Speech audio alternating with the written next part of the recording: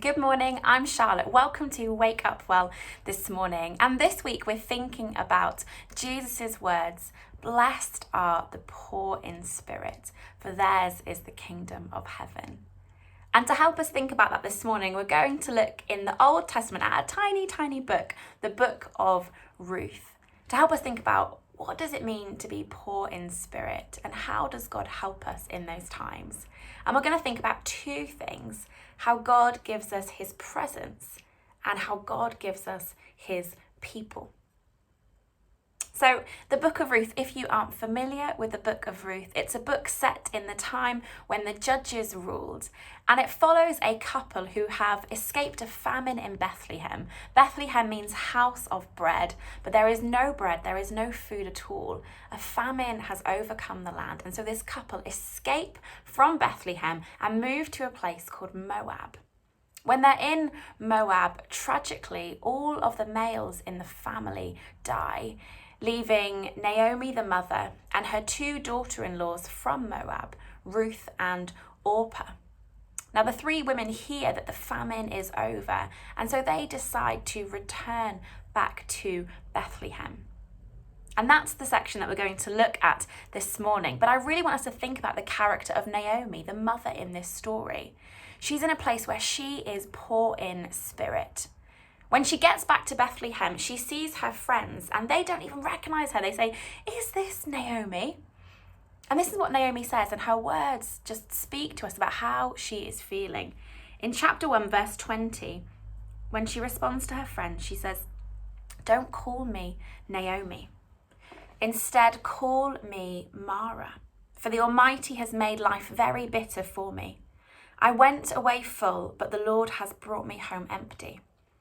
Why call me Naomi when the Lord has caused me to suffer, and the Almighty has sent such tragedy upon me?" So Naomi feels bitter, she feels empty, she feels like God has caused her to suffer. She is poor in spirit. But God gives her both his presence and his people. So let's turn to verse 6. This is what it says. This is before they've made the journey back to Bethlehem. It says, "Then Naomi heard in Moab that the Lord had blessed his people in Judah by giving them good crops again. So Naomi and her daughters-in-law got ready to leave Moab to return to her homeland." And here's what's really interesting. So throughout the whole of the book of Ruth, much of the story is determined by the actions and the decisions of the human characters. So God doesn't really directly intervene in the story.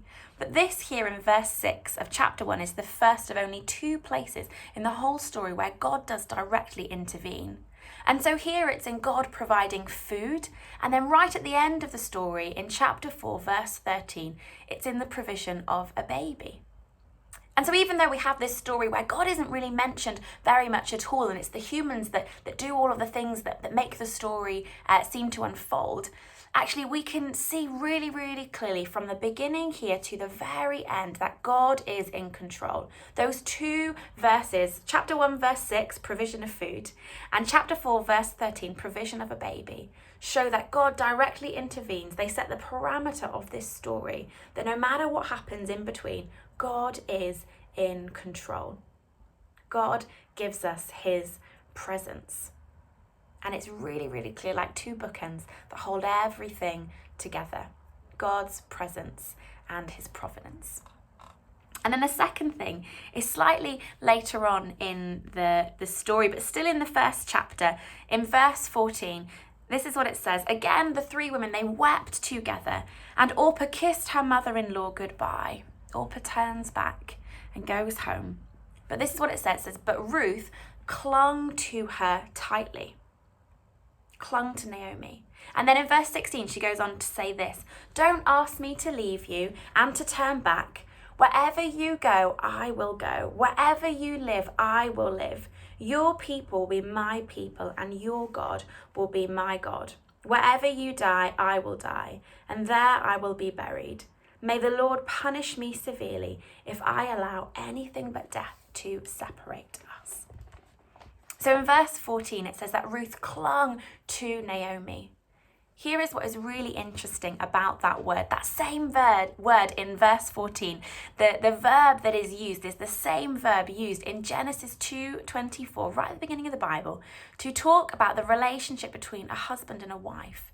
And just how a husband and a wife cling together, so Ruth here clings to Naomi. That is the strength of this relationship.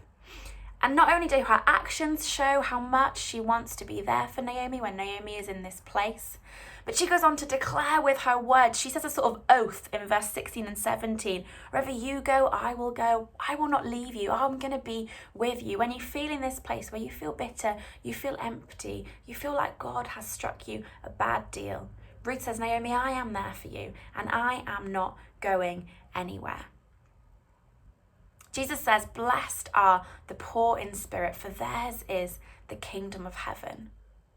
And just two of the ways that he helps us when we're in that place, like we see Naomi here in this book, is number one, he gives us his presence. He sets the parameters in this story that let us know he is in control. He gives us his presence.